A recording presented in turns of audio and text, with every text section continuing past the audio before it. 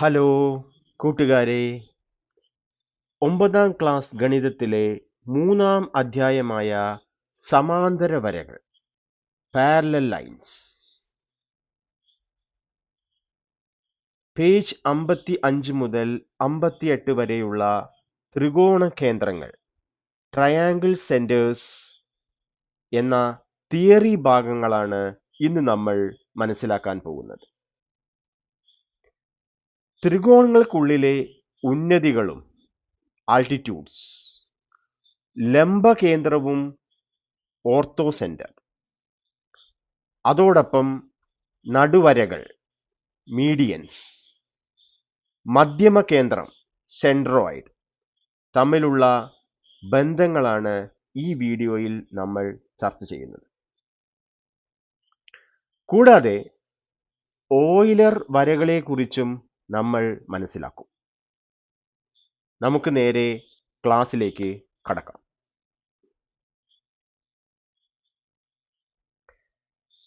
ത്രികോണത്തിന്റെ ഉന്നതികളും ലംബകേന്ദ്രവും എന്താണെന്നാണ് ആദ്യം നമ്മൾ മനസ്സിലാക്കാൻ പോകുന്നത്. Altitudes and orthocentre of a triangle. ആദ്യം ഈ നിർവചനം നോക്കൂ.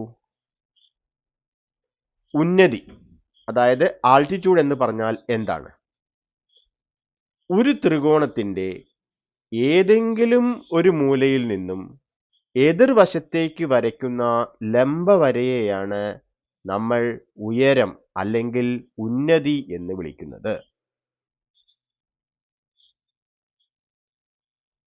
A perpendicular line drawn from any vertex of a triangle to its opposite side is called its height or altitude. നമുക്കിത് ചിത്രം വെച്ച് മനസ്സിലാക്കാം. ഇവിടെ ത്രികോണം ABCയിൽ A എന്ന മൂല, കോർണർ, അതിൽ നിന്നും എതിർവശം ഓപ്പോസിറ്റ് സൈഡ് BCയിലേക്ക് വരച്ചിരിക്കുന്ന AE എന്നത് ത്രികോണത്തിന്റെ ഒരു ഉന്നതിയാണ്, ആൾട്ടിറ്റ്യൂഡാണ്. ഓക്കെ, B എന്ന കോർണർ മൂലയിൽ നിന്നും വരച്ചിരിക്കുന്ന BE അതും എന്താണ്? ഉന്നതിയാണ്. C എന്ന മൂലയിൽ നിന്നും എതിർവശത്തേക്ക് വരച്ചിരിക്കുന്ന CD അതും ഉന്നതിയാണ്. അപ്പോൾ ഒരു ത്രികോണത്തിൽ 3 ഉന്നതികളാണ് ഉണ്ടാവുക. ഒരു മൂലയിൽ നിന്നും എതിർവശത്തേക്ക് വരയ്ക്കുന്ന ലംബവരയാണ് ഉന്നതി അല്ലെങ്കിൽ ഉയരം. The perpendicular line drawn from any vertex of a triangle to its opposite side is called altitude or height. Okay. ഇനി ഈ ചിത്രത്തിൽ നമ്മുടെ 3 ഉന്നതികളും ഒരു ബിന്ദുവിൽ കൂട്ടിമുട്ടുന്നതായി കാണാം. 3 ആൾട്ടിറ്റ്യൂഡ്സും all 3 altitudes meets at a point G in this picture. അതിന് നമുക്ക് എന്ത് പറയാം? ലംബകേന്ദ്രം അല്ലെങ്കിൽ ഓർത്തോസെന്റർ എന്ന് പറയാം. അപ്പോൾ സിമ്പിൾ അല്ലേ ഡെഫിനിഷൻ? ലംബകേന്ദ്രം, ഓർത്തോസെന്റർ. ഒരു ത്രികോണത്തിന്റെ 3 ഉന്നതികളും എപ്പോഴും ഒരൊറ്റ പൊതുബിന്ദുവിലൂടെ മാത്രമേ കടന്നു പോകൂ. ഈ കൂട്ടിമുട്ടുന്ന ബിന്ദുവിനെയാണ് ലംബകേന്ദ്രം എന്ന് പറയുന്നത്. The 3 altitudes of a triangle always pass through a single common point. This point of intersection is called orthocenter. Okay. അപ്പോൾ ഉന്നതി എന്താണെന്ന് മനസ്സിലാക്കി. ഒരു ത്രികോണത്തിൽ 3 മൂലയിൽ നിന്ന് നമുക്ക് ഉന്നതി വരയ്ക്കാം. അപ്പോൾ 3 ഉന്നതികൾ, 3 ആൾട്ടിറ്റ്യൂഡ്സ് ആണ് ഒരു ത്രികോണം ട്രയാങ്കിളിനുള്ളത്. ഇനി 3 ഉന്നതികളും കൂട്ടിമുട്ടുന്ന ബിന്ദുവാണ് ലംബകേന്ദ്രം. The intersection point of 3 altitudes is orthocenter. Okay. നമ്മുടെ ഈ ലംബകേന്ദ്രത്തിന്റെ പ്രത്യേകത എന്താണ്? അതായത് ലംബകേന്ദ്രം എപ്പോഴും ഈ ത്രികോണത്തിന് ഉള്ളിൽ തന്നെ ആയിരിക്കുമോ? അത് നമുക്കൊന്ന് പരിശോധിക്കാം. കൂട്ടുകാരെ, നിങ്ങൾ 3 തരത്തിലുള്ള ത്രികോണങ്ങൾ കേട്ടിട്ടുണ്ടാവും. 3 types of triangles. അതായത് ന്യൂന ത്രികോണം, acute triangle. ന്യൂന ത്രികോണത്തിൽ എല്ലാ കോണുകളും 90 ഡിഗ്രിയിൽ കുറവായിരിക്കും. All angles are less than 90 degree. അതാണ് acute triangle. അതാണ് ഇപ്പോൾ തന്നിരിക്കുന്ന ഈ ചിത്രം. ഇനി ഈ ചിത്രത്തിൽ അതായത് ഒരു ത്രികോണത്തിന്റെ ഏതെങ്കിലും ഒരു കോണ് 90 ഡിഗ്രി ആയാൽ അതിനെ നമ്മൾ മട്ടത്രികോണം എന്ന് പറയുമല്ലോ, റൈറ്റ് ട്രയാങ്കിൾ എന്നാണ് പറയുക. അതിൽ ഈ 3 ഉന്നതികളും 3 ആൾട്ടിറ്റ്യൂഡ്സും എങ്ങനെയായിരിക്കുമെന്ന് നമുക്ക് നോക്കിയാലോ.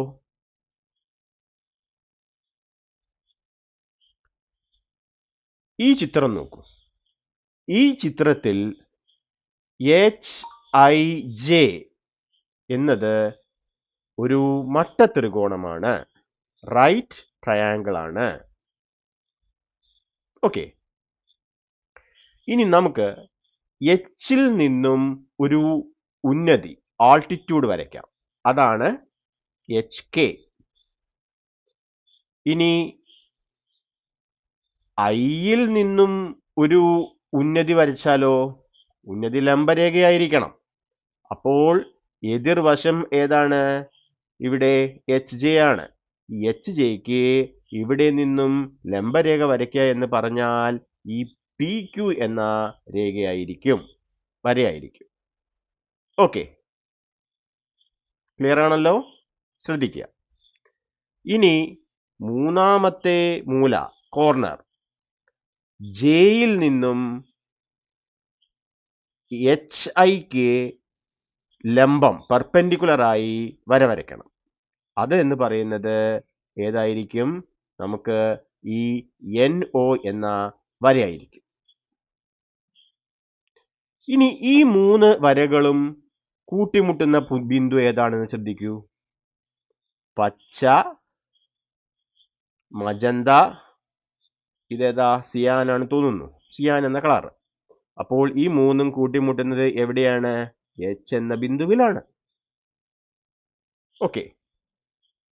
അതായത് ത്രികോണം മട്ടത്രികോണമാണെങ്കിൽ നമ്മുടെ ലംബകേന്ദ്രം, ഓർത്തോസെന്റർ എന്ന് പറയുന്നത് കർണം അല്ലെങ്കിൽ ഹൈപ്പോട്യൂനസിലേക്ക് വരയ്ക്കുന്ന ഉന്നതിയുടെ മൂലയാണ്. The corner which is part of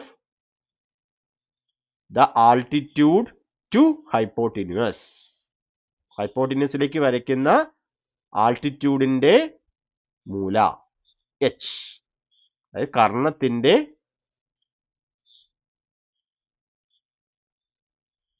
എതിർമൂല. Karnam എന്ന വശത്തിന്റെ എതിർമൂലയാണ് എപ്പോഴും എന്ത് വരുന്നത്? ലംബകേന്ദ്രം വരിക. ഓക്കെ. ഇനി മൂന്നാമത്തെ തരം ത്രികോണം ഏതാണ്? ബൃഹത് ത്രികോണം, ഒബ്റ്റ്യൂസ് ട്രയാങ്കിൾ. അതിൽ ഈ ഉന്നതി വരച്ചാൽ ലംബകേന്ദ്രം എവിടെയായിരിക്കും? ഓർത്തോസെന്റർ എവിടെയായിരിക്കും? ഇതാ, ഇവിടെ RST എന്ന ത്രികോണത്തിൽ കോൺ S, ആംഗിൾ S 90-നേക്കാൾ കൂടുതലാണ്. അതുകൊണ്ട് ഇതൊരു ബൃഹത് ത്രികോണം അതായത് ഒബ്റ്റ്യൂസ് ട്രയാങ്കിൾ ആണ്. ഇനി എസിൽ നിന്നും നമ്മൾ ആർ ടിയിലേക്കുള്ള ലംബരേഖ, അതാണ് പച്ച ഗ്രീൻ ലൈൻ. ഓക്കെ, ടിയിൽ നിന്നും ആർ എസിലേക്ക് വരയ്ക്കുന്ന പെർപെൻഡിക്കുലർ ലൈൻ ലംബരേഖ ഇതാണ്, ടി യു ആണ്. ഓക്കെ, ഇങ്ങനെയാണ് വരയ്ക്കുക. ഇവിടുന്ന് 90 ഡിഗ്രിയിൽ വരച്ചു കഴിഞ്ഞാൽ 90 ഡിഗ്രിയിൽ വരച്ചാൽ ഈ രേഖയായിരിക്കും കിട്ടുക.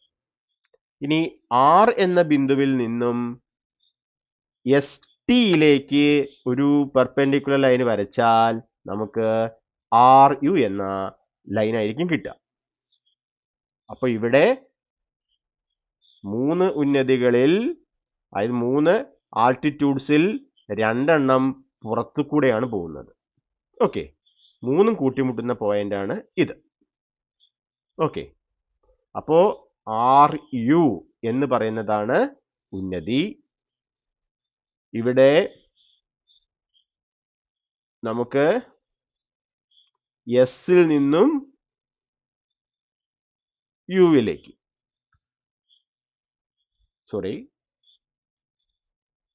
എസിൽ നിന്നും ഇവിടേക്കുള്ളതാണ് ഉന്നതി. ഇനി മൂന്നാമത്തെ ഉന്നതി ഏതാണ്? യു ടി ആണ്. ഓക്കെ, അപ്പൊ നമുക്ക് ഇതിൽ നിന്ന് മനസ്സിലാക്കാവുന്നത് ന്യൂനത്രികോണത്തിൽ, അതായത് സാധാരണ ത്രികോണത്തിൽ ലംബകേന്ദ്രം ത്രികോണത്തിന് ഉള്ളിലായിരിക്കും. അത് നമുക്ക് നിഗമനങ്ങൾ ഇങ്ങനെ എഴുതാം. ശ്രദ്ധിക്കൂ, സാധാരണ ത്രികോണം, അതായത് ന്യൂനത്രികോണത്തിൽ ലംബകേന്ദ്രം എപ്പോഴും ത്രികോണത്തിന് അകത്തായിരിക്കും.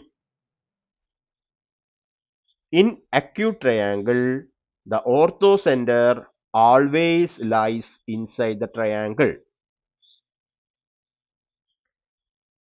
മട്ടത്രികോണം, ഒരു കോൺ മട്ടകോണാകുമ്പോൾ ലംബകേന്ദ്രം കൃത്യമായി ആ മട്ടകോണുള്ള മൂലയിൽ തന്നെയായിരിക്കും രൂപപ്പെടുക.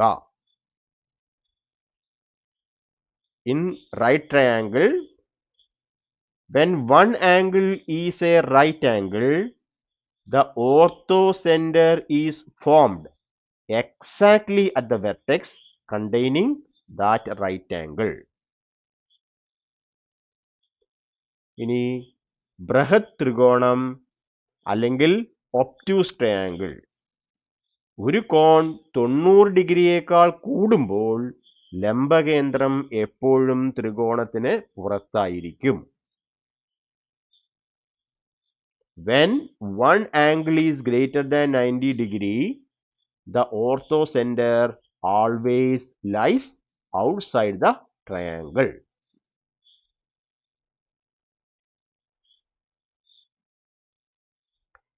അപ്പോൾ ഉന്നതി ആൾട്ടിറ്റ്യൂഡ്, അതും ലംബകേന്ദ്രം ഓർത്തോസെന്ററും മനസ്സിലായല്ലോ. ഇനി നമുക്ക് ഒരു പ്രവർത്തനം നോക്കാം.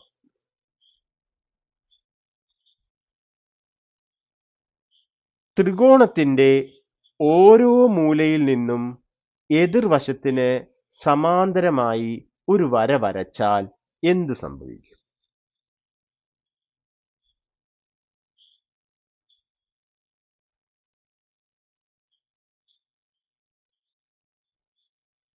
What happens when we draw parallel lines from each vertex or the corner of triangle? നമുക്ക് നോക്കാം. ഇവിടെ ത്രികോണം DEF, അതിൽ D എന്ന മൂലയിൽ നിന്നും EFന് സമാന്തരമായി AB വരച്ചിരിക്കുന്നു. ഇയിൽ നിന്നും DFന്, എതിർവശം DFന് സമാന്തരമായി AC വരച്ചു. F എന്ന മൂലയിൽ നിന്നും എതിർവശം DEക്ക് സമാന്തരമായി BC വരച്ചു. ഇങ്ങനെ 3 സമാന്തര വരകൾ വരയ്ക്കുമ്പോൾ നമുക്ക് ഒരു പച്ച ത്രികോണം കിട്ടും. ഓക്കെ, ഇനി ഇവിടെ ഡിയിൽ നിന്നും നമ്മൾ ഒരു ഉന്നതി ആൾട്ടിറ്റ്യൂഡ് വരച്ചിരിക്കുകയാണ്. അതാണ് ഡി ജി.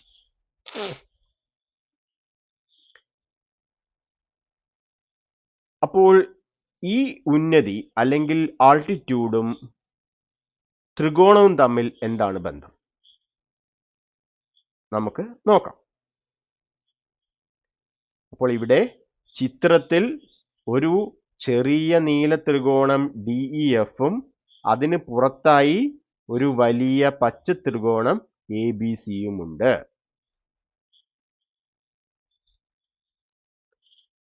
ഉള്ളിലെ ചെറിയ നീല ത്രികോണത്തിന്റെ മുകളിലെ മൂലയിൽ നിന്നും താഴത്തെ വശത്തേക്ക് വരച്ചിരിക്കുന്ന ലംബം, അതായത് പെർപെൻഡിക്കുലർ ആണ് ചുവന്ന വര. അത് നീല ത്രികോണത്തിന്റെ ഉന്നതിയാണ്. ഓക്കെ, ഇനി ഈ ചിത്രം പരിശോധിച്ചാൽ ഈ ചുവന്ന വര ചെറിയ ത്രികോണത്തിന്റെ ഉന്നതി ആണെന്നറിയാം. കൂടാതെ നമ്മുടെ പച്ച ത്രികോണത്തിന്റെ മുകളിലെ വശം AB അതിന്റെ ലംബ സമഭാജി കൂടിയാണ്. ഇവിടെ DG എന്ന നീല ത്രികോണത്തിന്റെ ഉന്നതി പച്ച ത്രികോണത്തിന്റെ AB എന്ന വശത്തെ 2 തുല്യ ഭാഗങ്ങളായി ഭാഗിക്കുന്നു.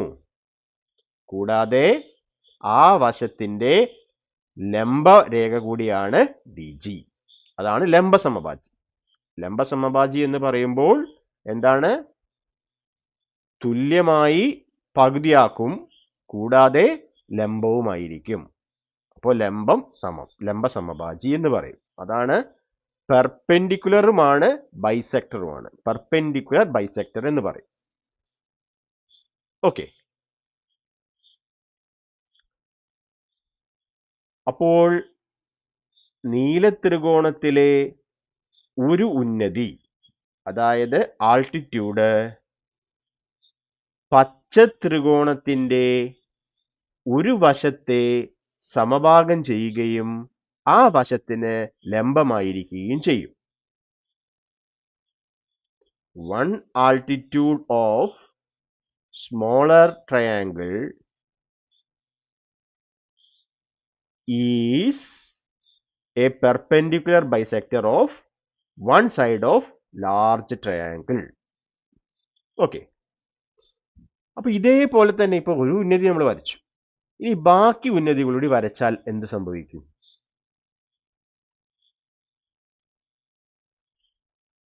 അപ്പോൾ ചെറിയ ത്രികോണത്തിന്റെ 3 ഉയരങ്ങളും ആൾട്ടിറ്റ്യൂഡ്സും ഇതുപോലെ വരച്ചാൽ അവ വലിയ ത്രികോണത്തിന്റെ വശങ്ങളുടെ ലംബ സമഭാജികളായിട്ട് മാറും. അപ്പോ ഇവിടെ ABയുടെ ലംബ സമഭാജിയാണ് DG. ഇവിടെ നോക്കൂ, ABയുടെ ലംബ സമഭാജിയാണ് DG. ഓക്കെ, ഇനി ഞാൻ ഇത് EH എടുക്കാന്ന് വിചാരിച്ചു. EH എന്തായിരിക്കും? ACയുടെ ലംബ സമഭാജി. ഈ വശത്തെ 2 തുല്യ ഭാഗങ്ങളാക്കുകയും കൂടാതെ എന്താണ്? ACക്ക് ലംബവുമാണ് EH. ഇനി FI എന്ന് പറയുന്ന ഉന്നതി എടുത്താൽ അത് CBയെ 2 സമഭാഗങ്ങളാക്കും. അതാണ് ഇപ്പൊ ഇവിടെ നമ്മൾ മനസ്സിലാക്കിയത്. ചെറിയ ത്രികോണത്തിന്റെ 3 ഉയരങ്ങളും ഉന്നതികളും വലിയ ത്രികോണത്തിന്റെ വശങ്ങളുടെ ലംബ സമഭാജികളായി മാറും. ഓക്കെ, അപ്പോൾ വലിയ ത്രികോണത്തിന്റെ ലംബ സമഭാജികൾ കൂട്ടിമുട്ടുന്ന ബിന്ദുവാണ് O. നീലത്രികോണത്തിന്റെ 3 ഉന്നതികളും കൂട്ടിമുട്ടുന്ന ബിന്ദുവാണ് O. അതിൽ നിന്ന് നമുക്ക് എന്ത് മനസ്സിലാക്കാം? ചെറിയ ത്രികോണത്തിന്റെ 3 ഉന്നതികളും കൂട്ടിമുട്ടിക്കഴിഞ്ഞാൽ അതിന് നമ്മൾ ലംബകേന്ദ്രം എന്നല്ലേ പറയാ? ലംബകേന്ദ്രവും. ഇനി വലിയ ത്രികോണത്തിന്റെ ലംബസമഭാജികൾ കൂട്ടിമുട്ടിക്കഴിഞ്ഞാൽ നമുക്ക് കിട്ടുന്ന ബിന്ദു ഏതാന്ന് ഓർമ്മയുണ്ടോ? അതിനെ നമ്മൾ പരിവൃത്ത കേന്ദ്രം എന്നാണ് പറയുക.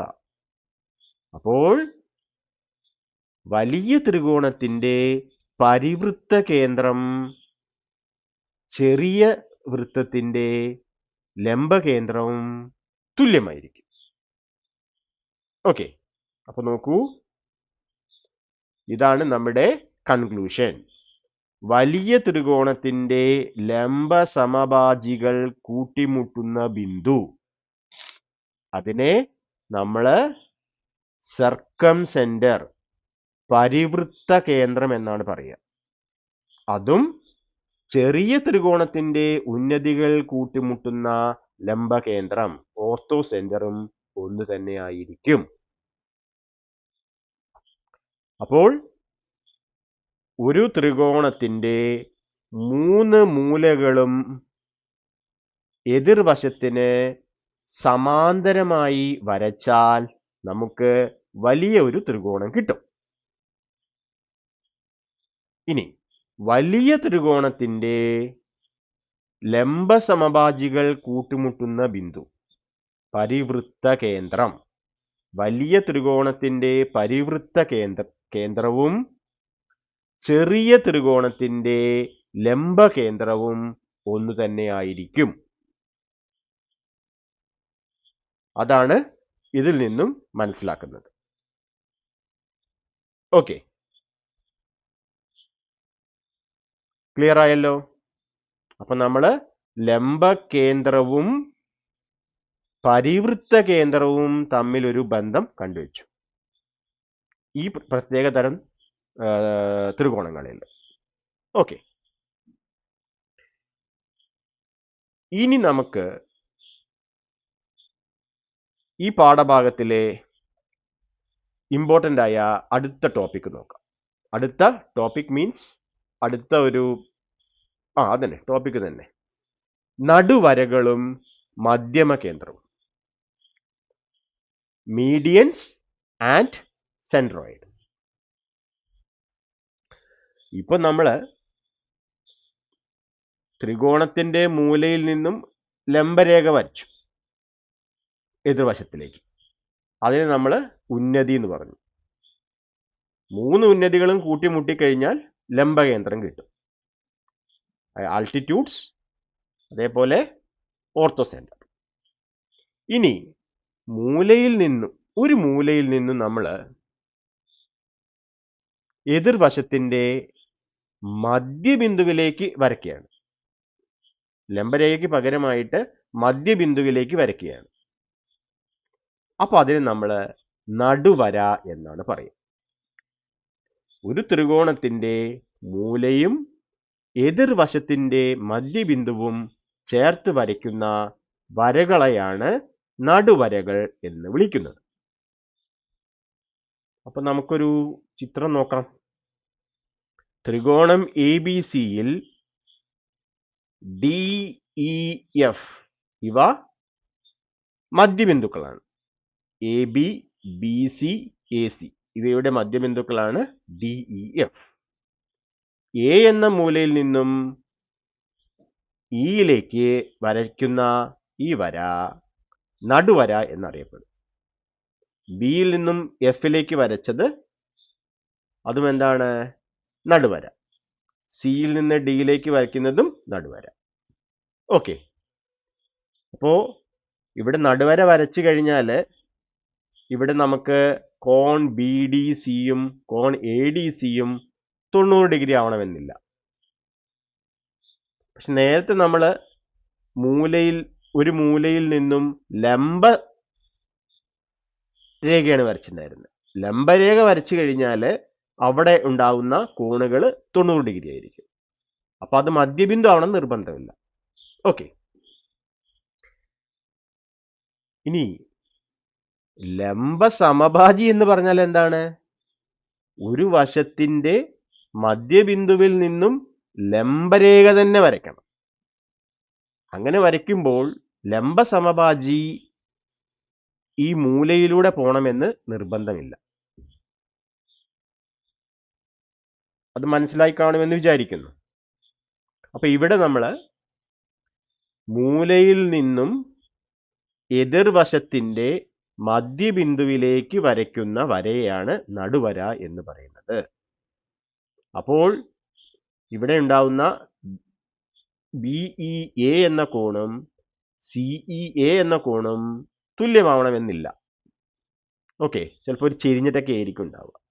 കാരണം ഇവിടെ തന്നെ നമുക്കറിയാം, BDCയും ADCയും നോക്കിക്കഴിഞ്ഞാൽ ഒരെണ്ണം എന്താണ് 90 ഡിഗ്രിയേക്കാൾ കൂടുതലാണ്, മറ്റേത് 90-നേക്കാൾ കുറവാണ്. ഓക്കെ, അപ്പൊ നടുവരയെ മനസ്സിലായല്ലോ. ഒരു ത്രികോണത്തിന്റെ മൂലയും എതിർവശത്തിന്റെ മധ്യബിന്ദുവും ചേർത്ത് വരയ്ക്കുന്ന വരകളെയാണ് നടുവരകൾ എന്ന് പറയുന്നത്. ഈ നടുവരകളും എന്തു ചെയ്യും? ഒരു ബിന്ദുവില് കൂട്ടിമുട്ടും. ഒരേ ഒരു ബിന്ദുവിലായിരിക്കും കൂട്ടിമുട്ടുക. അതിനെയാണ് നമ്മൾ ഇവിടെ മധ്യമ കേന്ദ്രം അല്ലെങ്കിൽ സെൻട്രോയിഡ് എന്ന് പറയുന്നത്. ഈ ചിത്രത്തിൽ G നോക്കൂ. ഒരു ത്രികോണത്തിലെ 3 നടുവരകളും ഒരേ ബിന്ദുവിൽ കൂട്ടിമുട്ടുന്നു. ഈ ബിന്ദുവിന് ത്രികോണത്തിന്റെ മധ്യമ കേന്ദ്രം എന്നാണ് പേര്. ക്ലിയർ ആയില്ലേ? ഇനി ഈ നടുവരകളും മധ്യമ കേന്ദ്രവും തമ്മിൽ ഒരു പ്രധാനപ്പെട്ട സവിശേഷതയുണ്ട്. അതാണ് ഇനി നമ്മൾ പറയാൻ പോകുന്നത്.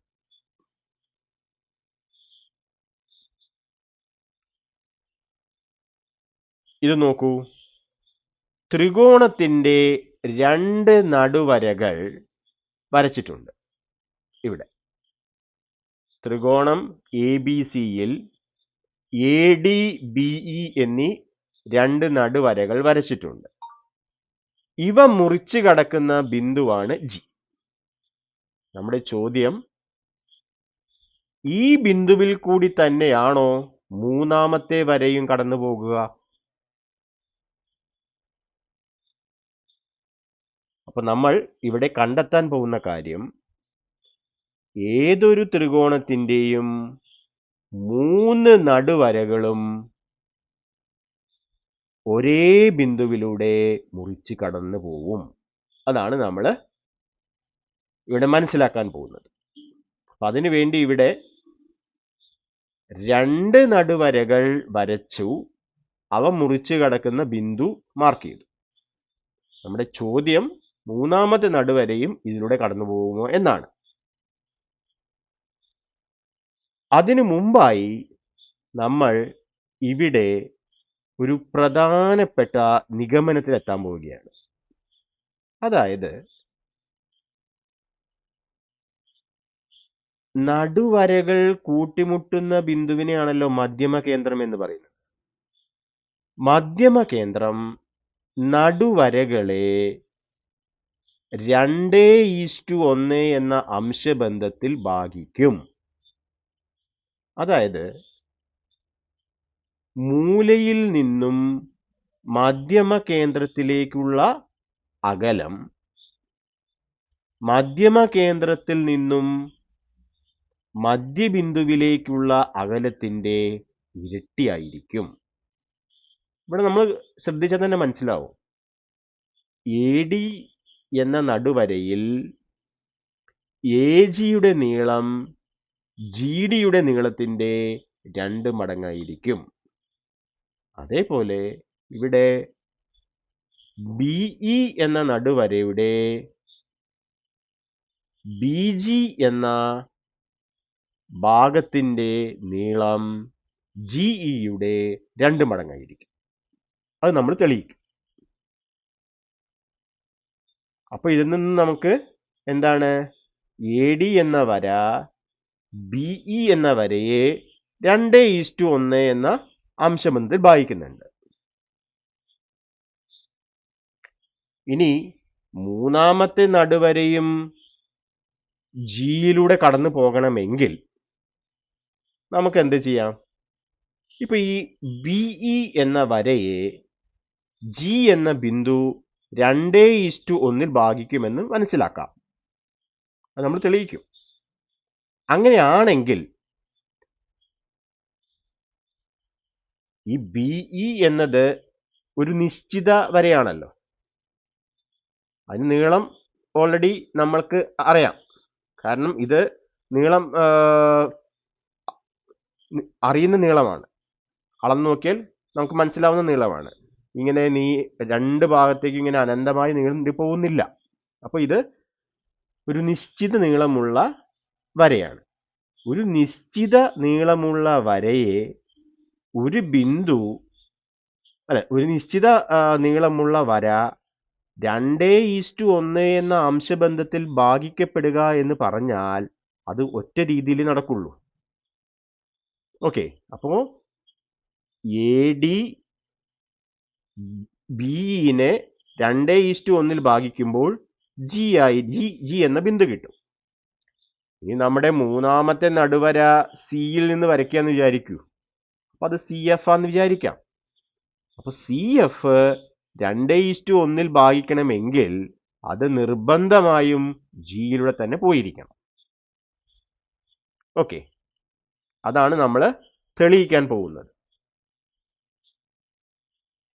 നമുക്ക് അതിന്റെ സ്റ്റെപ്പിലേക്ക് പോവാം.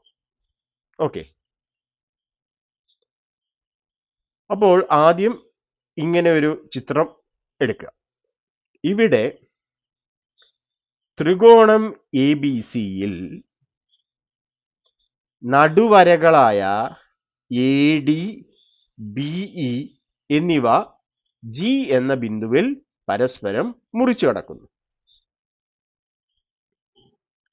ഇനി ഈ ചിത്രത്തിൽ ഇയും ഡിയും എന്താണ്? മധ്യബിന്ദുക്കളാണ്. മധ്യബിന്ദുക്കൾ തമ്മിൽ യോജിപ്പിക്കുന്ന വര മൂന്നാമത്തെ വശത്തിന് സമാന്തരവും അതിന്റെ പകുതിയുമായിരിക്കും എന്ന തത്വം ഓർക്കുന്നുണ്ടോ?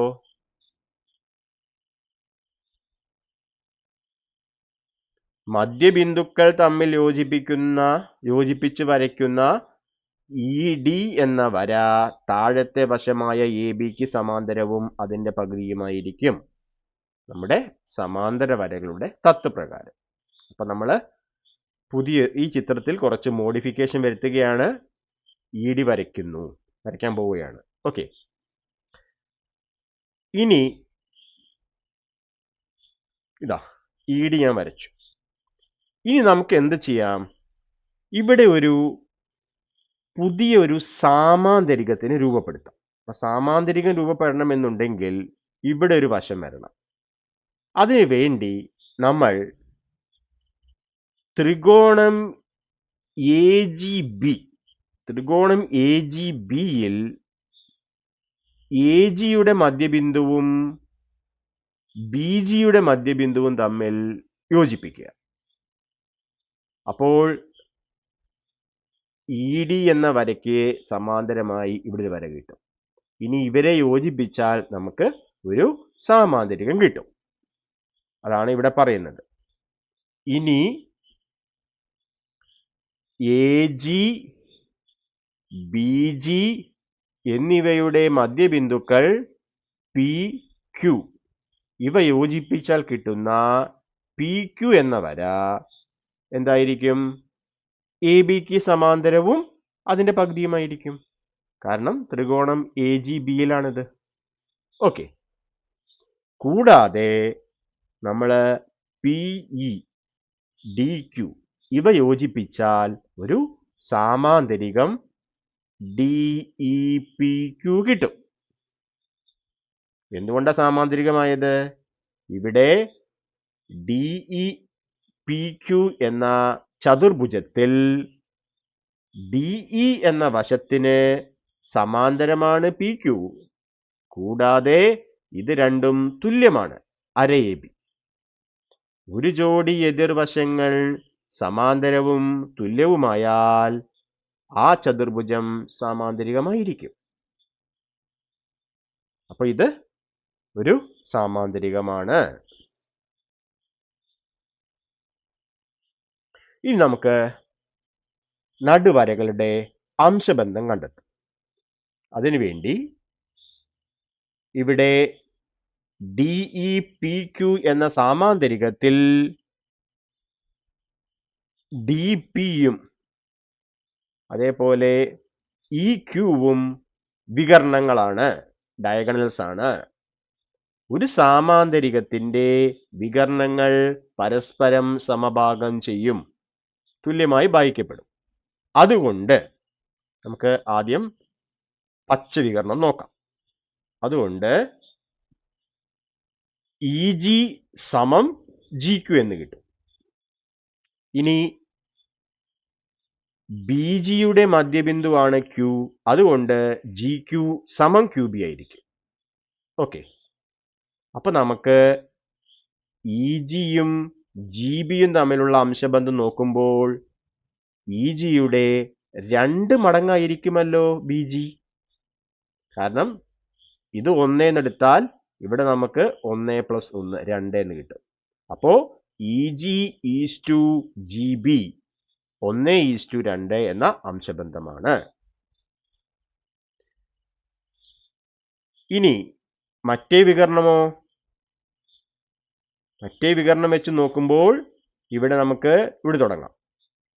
എന്താ പറയാ, DG മധ്യബിന്ദുവിൽ നിന്ന് തുടങ്ങുമ്പോൾ DG സമം GP. കൂടാതെ GPയുടെ അതേ നീളമാണ് PA.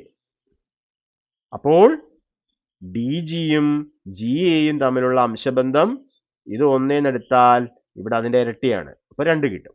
അപ്പോ DG ഈസ് ടു GA 1:2 ആയിരിക്കും. അതായത് G എന്ന ബിന്ദു ഈ നടുവരകളെ 2:1 എന്ന അംശബന്ധത്തിൽ ഭാഗിക്കുന്നു എന്ന് തെളിയുന്നു. 2:1 എന്ന അംശബന്ധം പറയുമ്പോൾ ആദ്യം നമ്മൾ മൂലയാണ് പറയുന്നത്. മൂലയിൽ നിന്നും ജിയിലേക്ക്, മധ്യമ കേന്ദ്രത്തിലേക്ക്, പിന്നെ മധ്യമ കേന്ദ്രത്തിൽ നിന്നും മധ്യബിന്ദുവിലേക്ക്. അതുകൊണ്ടാണ് 2:1 എന്ന് പറയുന്നത്. ഓക്കെ, ഇനി ആദ്യം നമ്മൾ മധ്യബിന്ദുവിൽ നിന്നും മധ്യമ കേന്ദ്രം, മധ്യമ കേന്ദ്രത്തിൽ നിന്നും നമ്മുടെ എന്താ പറയാ മൂലബിന്ദു, അങ്ങനെ പറയുകയാണെങ്കിൽ എന്തായിരിക്കും? 1:2 എന്നായിരിക്കും പറയേണ്ടത്. അത് ശ്രദ്ധിക്കുക. ഓക്കെ, അപ്പൊ ഇവിടെ ഈ 2 നടുവരകളെ മധ്യമ കേന്ദ്രം 2:1 എന്ന അംശബന്ധത്തിൽ ഭാഗിക്കുന്നു. ഇനി മൂന്നാമത്തെ നടുവര ജിയിലൂടെ കടന്നു പോകണമെങ്കിൽ അതും എന്ത് സംഭവിക്കണം? ആ നടുവരേനെയും ജി 2:1 എന്ന അംശബന്ധത്തിൽ ഭാഗിച്ചാൽ മതി. അപ്പോൾ നമ്മുടെ 5ാമത്തെ സ്റ്റെപ്പ് ഇതേ രീതിയിൽ മൂന്നാമത്തെ മൂലയായ സിയിൽ നിന്നും വരയ്ക്കുന്ന നടുവരയും ഈ പച്ച വര BE എന്ന നടുവരയെ 2:1 എന്ന അംശബന്ധത്തിൽ തന്നെയായിരിക്കും ഭാഗിക്കുക. ഇതിന്റെ അർത്ഥം മൂന്നാമത്തെ നടുവരയും കടന്നു പോകുന്നത് ഇതേ ജി എന്ന പൊതുബിന്ദുവിൽ കൂടി തന്നെയാണ്. ഓക്കെ, ഇത്ര എഴുതിയാൽ മതി. പക്ഷെ നമ്മൾ ഇതെങ്ങനെയാന്നുള്ളത് വിശദീകരിക്കാൻ പോവുകയാണ്. ഓക്കെ, അപ്പൊ നമ്മളിത് മറ്റേ തെളിയിക്കുന്ന സമയത്ത് ഇത്ര പറഞ്ഞാൽ മതി. പക്ഷെ നമുക്ക് കുറച്ചും കൂടി വ്യക്തത വരുത്താൻ വേണ്ടി ഇത് ശരിയാണ് എന്ന് നമ്മൾ തെളിയിക്കാൻ പോവുകയാണ്. ഓക്കെ, അപ്പൊ അതിനു വേണ്ടി നമ്മൾ എന്താ ചെയ്യുന്നത് വെച്ചാൽ, നമ്മൾ ബി എന്ന മൂലയിൽ നിന്നുള്ള നടുവരയും സി മൂലയിൽ നിന്നുള്ള നടുവരയും എടുക്കുക. അപ്പോൾ BECF എന്നീ രണ്ട് നടുവരകളാണ് നമ്മൾ എടുക്കാൻ പോകുന്നത്. ഓക്കെ, അപ്പോൾ ഇവിടെ നോക്കൂ, ത്രികോണം ABCL. എന്നിട്ട് ഞാൻ എന്ത് ചെയ്തു, ഇ ആണ് AC-യുടെ മധ്യബിന്ദുവാണ് E, അതേപോലെ AB-യുടെ മധ്യബിന്ദുവാണ് F. അത് മാർക്ക് ചെയ്ത് വെച്ചു നമ്മൾ. അത് തമ്മിൽ വരയ്ക്കുന്ന വരയാണ് EF. അപ്പോൾ അതെന്തായിരിക്കും? BCക്ക് സമാന്തരവും BCയുടെ പകുതിയുമായിരിക്കും. ത്രികോണം ABCയിൽ EF BCക്ക് സമാന്തരവും അതേപോലെ അതിൻ്റെ പകുതിയുമായിരിക്കും. ഓക്കെ, ഇനി നമ്മൾ എന്ത് ചെയ്യാണ്? ഇവിടെ ത്രികോണം CHB എടുക്കുക. അതിൽ CH BH എന്നിവയുടെ മധ്യബിന്ദുക്കൾ PQ എന്ന് മാർക്ക് ചെയ്യുക. അത് യോജിപ്പിച്ചാൽ കിട്ടുന്ന വര PQ എന്തായിരിക്കും? BCക്ക് സമാന്തരവും അതിൻ്റെ പകുതിയുമായിരിക്കും. അപ്പൊ നമുക്ക് EF സമം PQ എന്ന് കിട്ടും. EF PQവിന് തുല്യമാണ്. ഇവർ രണ്ടുപേരും സമാന്തരമാണ്. ഇനി EPയും FQവും യോജിപ്പിച്ചാൽ ഇവിടെ നമുക്കൊരു സാമാന്തരികം FEPQ കിട്ടും.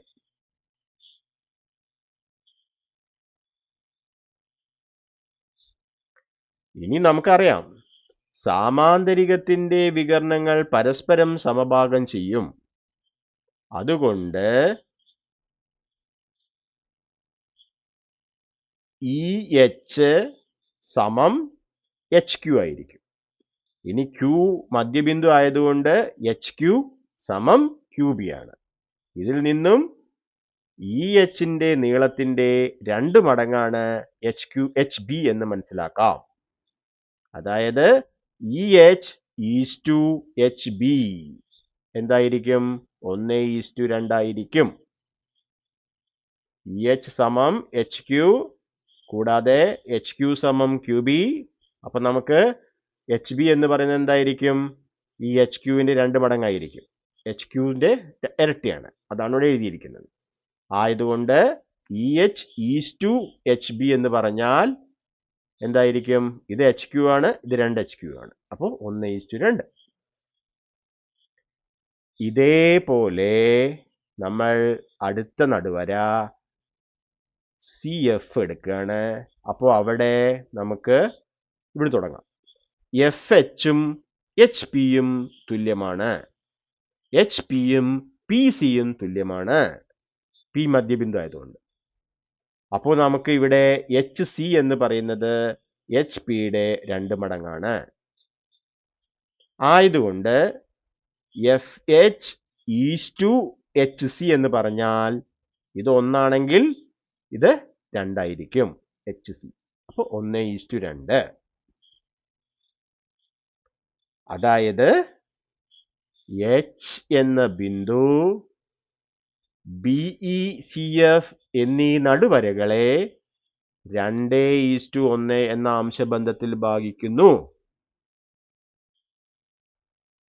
ഓക്കെ, ഇനി പ്രധാനപ്പെട്ട ഒരു കാര്യം ശ്രദ്ധിക്കൂ. ഒരു നിശ്ചിത നീളമുള്ള വരയെ, അതായത് BE 2:1 എന്ന രീതിയിൽ ഭാഗിക്കാൻ ഒരൊറ്റ ബിന്ദുവിന് മാത്രമേ സാധിക്കൂ. അതുകൊണ്ട് ഈ ചിത്രത്തിലുള്ള Hഉം നേരത്തെ പറഞ്ഞ Gയും ഒരേ ബിന്ദുക്കളായിരിക്കണം. ഓക്കെ, ഇതിൽ നിന്നും മൂന്നാമത്തെ നടുവര CFും പൊതുബിന്ദുവായ മധ്യമ കേന്ദ്രത്തിലൂടെ തന്നെയാണ് കടന്നു പോകുന്നത് എന്ന് തെളിയുന്നു. ഓക്കെ, ഇതാണ് നമ്മൾ ഡീറ്റെയിൽ ആയിട്ട് പറഞ്ഞ കാര്യം. അപ്പോൾ നമ്മൾ ഈ ഭാഗത്തു നിന്നും മനസ്സിലാക്കിയ കാര്യത്തിനെ നമുക്കൊരു പൊതു നിഗമനമായി എഴുതിയാലോ? ഇതാ, ഏതു ത്രികോണത്തിന്റെയും നടുവരകൾ മൂന്നും ഒറ്റ ബിന്ദുവിലൂടെ കടന്നു പോകും. ഓരോ മൂലയിൽ നിന്നും ഈ ബിന്ദുവിലേക്കുള്ള അകലം എതിർവശത്തിന്റെ മധ്യബിന്ദുവിൽ നിന്നുള്ള അകലത്തിന്റെ 2 മടങ്ങാണ്. അതായത് മധ്യമകേന്ദ്രം നടുവരകളെയെല്ലാം 2:1 എന്ന അംശബന്ധത്തിൽ ഭാഗിക്കും. ഓക്കെ, ഇത് നമ്മൾ വളരെ ഡീറ്റെയിൽ ആയിട്ട് തെളിയിച്ചു. അപ്പോൾ നടുവരകളും മധ്യമകേന്ദ്രവും തമ്മിലുള്ള ബന്ധം ഇവിടെ പറഞ്ഞു. ഓക്കെ, ഇനി നമ്മൾ ഈ പാഠഭാഗത്തിലെ അവസാനത്തെ ഒരു കാര്യമാണ് പറയാൻ പോകുന്നത്. ഓയിലർ വര അല്ലെങ്കിൽ ഓയിലർ ലൈൻ. ഇത് ഓയിലർ എന്നാണ് വായിക്കേണ്ടത്. ഓക്കെ, ഈ ഓയിലർ എന്ന് പറയുന്നത് 18ാം നൂറ്റാണ്ടിലെ പ്രശസ്തനായ ഒരു ഗണിതശാസ്ത്രജ്ഞനായിരുന്നു.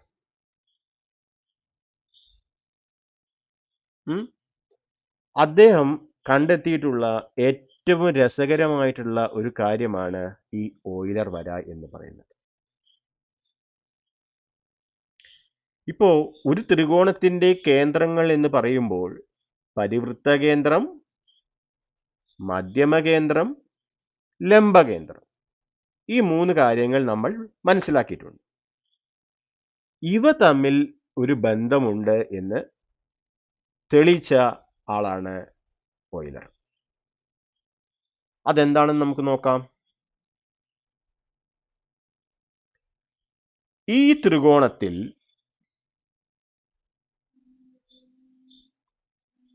ഈ വശത്തിന്റെ ലംബ സമഭാജിയാണ് ഈ നീലവര. അതുപോലെ ഈ വശത്തിന്റെ ലംബ സമഭാജിയാണ് ഈ നീലവര. ലംബ സമഭാജികൾ കൂട്ടിമുട്ടുന്ന ബിന്ദുവാണ് ഈ നീലബിന്ദു. അപ്പൊ അതായത് പരിവൃത്ത കേന്ദ്രമാണ് ഇത്.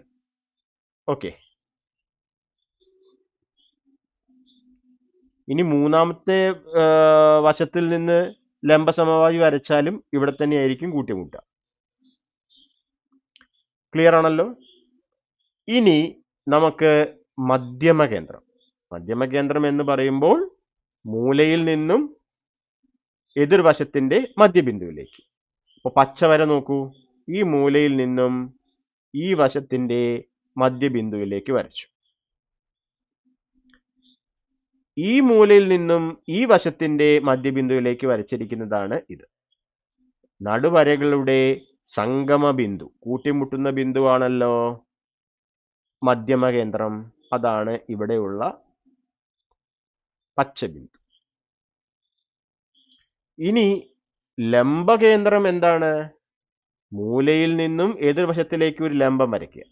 അപ്പൊ ഇവിടെ ലംബം വരച്ചു, ഈ മൂലയിൽ നിന്നും ലംബം വരച്ചു, അത് കൂട്ടിമുട്ടിയ ബിന്ദുവാണ് ഇത്. അപ്പോൾ ഇവിടെ പരിവൃത്ത കേന്ദ്രം, മധ്യമകേന്ദ്രം, ലംബകേന്ദ്രം, ഇത് മൂന്നും തമ്മിൽ ഒരു വര വരയ്ക്കുക. അപ്പൊ അതൊരു നേർരേഖയായി, ഒരു നേർരേഖയായിട്ട് നമുക്ക് വരയ്ക്കാൻ പറ്റും. അതായത് പരിവൃത്ത കേന്ദ്രവും മധ്യമകേന്ദ്രവും ലംബകേന്ദ്രവും ഒരു ഒരു നേർരേഖയായി വരയ്ക്കാൻ പറ്റും. ഒരു നേർരേഖയിലായിരിക്കും ഉണ്ടാവുക. ഈ നേർരേഖയെയാണ് നമ്മൾ ഓയിലർ വര എന്ന് പറയുന്നത്. അപ്പോൾ ഇങ്ങനെ ഒരു ചിത്രം, അതിൽ നിന്ന് നമുക്ക് ഓയിലർ വര നിർവചിക്കാം. ഏത് ത്രികോണത്തിലും പരിവൃത്ത കേന്ദ്രം ഈ നീലബിന്ദു, മധ്യമകേന്ദ്രം പച്ചബിന്ദു, ലംബകേന്ദ്രം വയലറ്റ് ബിന്ദു. ഈ 3 ബിന്ദുക്കളും എപ്പോഴും ഒരു നേർരേഖയിലായിരിക്കും. ഈ വരയെ ഓയിലർ വര എന്ന് വിളിക്കുന്നു. അപ്പോൾ ഏത് ത്രികോണത്തിലും പരിവൃത്ത കേന്ദ്രം, മധ്യമകേന്ദ്രം, ലംബകേന്ദ്രം എന്നീ 3 ബിന്ദുക്കളും എപ്പോഴും ഒരേ നേർരേഖയിലായിരിക്കും. ഈ വരയെയാണ് നമ്മൾ ഓയിലർ വര എന്ന് വിളിക്കുന്നത്. ഇനി ഈ ഓയിലർ വരയുടെ പ്രത്യേകത എന്താന്ന് വെച്ച് കഴിഞ്ഞാൽ, ഇവിടെ ഈ പച്ച ബിന്ദു എന്ന് പറയുന്നത് എന്താണ്? മധ്യമകേന്ദ്രം. മധ്യമകേന്ദ്രം എപ്പോഴും പരിവൃത്ത കേന്ദ്രത്തിനും ലംബകേന്ദ്രത്തിനും ഇടയിലായിരിക്കും. അതാണ് ഓയിലർ തെളിയിച്ച ഒരു കാര്യം. ഇനി ഓയിലർ മനസ്സിലാക്കിയ വേറൊരു കാര്യം എന്താന്ന് വെച്ച് കഴിഞ്ഞാൽ, നമുക്ക് ഈ ചിത്രം നോക്കിയാൽ ഏകദേശം മനസ്സിലാവും. അതായത് പരിവൃത്ത കേന്ദ്രത്തിൽ നിന്നും മധ്യമ കേന്ദ്രത്തിലേക്കുള്ള അകലം അതിൻ്റെ 2 മടങ്ങായിരിക്കും മധ്യമ കേന്ദ്രത്തിൽ നിന്നും ലംബകേന്ദ്രത്തിലേക്കുള്ള അകലം. അതായത് ഓയിലർ വര ഈ 3 കേന്ദ്രങ്ങളെ, ഇത് 1 എടുത്താൽ ഇത് 2, 1:2 എന്ന അംശബന്ധത്തിൽ ഭാഗിക്കുന്നു. അതാണ് ഇനി നമ്മൾ പറയാൻ പോകുന്നത്. ഓയിലർ വരയിൽ മധ്യമ കേന്ദ്രം എപ്പോഴും പരിവൃത്ത കേന്ദ്രത്തിൻ്റെയും ലംബകേന്ദ്രത്തിൻ്റെയും ഇടയിലായിരിക്കും. അവയെ യോജിപ്പിക്കുന്ന വരയെ അത് 1:2 എന്ന അംശബന്ധത്തിൽ ഭാഗിക്കുകയും ചെയ്യും. ഓക്കെ, ഇതാണ് ഓയിലർ വര. അപ്പോൾ ഇന്നത്തെ വീഡിയോയിൽ നമ്മൾ എന്താണ് ഉയരം അല്ലെങ്കിൽ ഉന്നതി, അപ്പോൾ 3 ഉന്നതികളും കൂട്ടിമുട്ടുന്ന ബിന്ദുവാണ് ലംബകേന്ദ്രം എന്ന് മനസ്സിലാക്കി. പിന്നെ നടുവര, 3 നടുവരകളും ചേരുന്ന ബിന്ദുവാണ് മധ്യമകേന്ദ്രം. മധ്യമകേന്ദ്രം നടുവരകളെ 2:1 എന്ന അംശബന്ധത്തിൽ ഭാഗിക്കുന്നു. പിന്നെ നമ്മൾ വേറെന്ത് മനസ്സിലാക്കി? പരിവൃത്ത കേന്ദ്രവും, ഒരു ത്രികോണത്തിന്റെ പരിവൃത്ത കേന്ദ്രവും മധ്യമകേന്ദ്രവും ലംബകേന്ദ്രവും ഒരേ വരയിലായിരിക്കും, ഒരേ നേർരേഖയിലായിരിക്കും. ആ നേർരേഖയെ ഓയിലർ വര എന്ന് പറയുന്നു. ഇനി ഇത് 1:2 എന്ന അംശബന്ധത്തിലാണ് ഭാഗിക്കപ്പെടുന്നത്. പിന്നെ മധ്യമകേന്ദ്രം എപ്പോഴും പരിവൃത്ത കേന്ദ്രത്തിൻ്റെയും ലംബകേന്ദ്രത്തിൻ്റെയും ഇടയിലായിരിക്കും. ഇത്രയും കാര്യങ്ങളാണ് നമ്മൾ ഈ വീഡിയോയിൽ മനസ്സിലാക്കിയത്.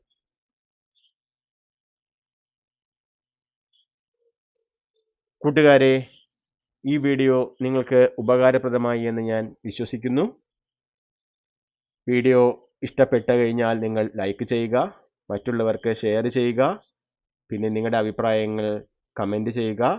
ചാനൽ സബ്സ്ക്രൈബ് ചെയ്ത് സപ്പോർട്ട് ചെയ്യാൻ മറക്കരുത്. ഇനി നമുക്ക് ഈ പാഠഭാഗത്തിലെ കുറച്ച് ചോദ്യങ്ങളാണ് ഇനി ചെയ്യാനുള്ളത്. ആ ക്വസ്റ്റ്യൻ സൊല്യൂഷൻ നമുക്ക് അടുത്ത വീഡിയോയിൽ ചെയ്യാം. അപ്പോൾ വീഡിയോ കണ്ട എല്ലാവർക്കും നന്ദി. അടുത്ത വീഡിയോ വരെ ബൈ. Thank you.